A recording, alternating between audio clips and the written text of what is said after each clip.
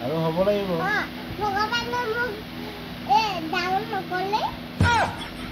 ডাঙৰ কৰিবতো তুমি ডাঙৰ হৈ আছা আগতেতো আৰু সৰু আছিলা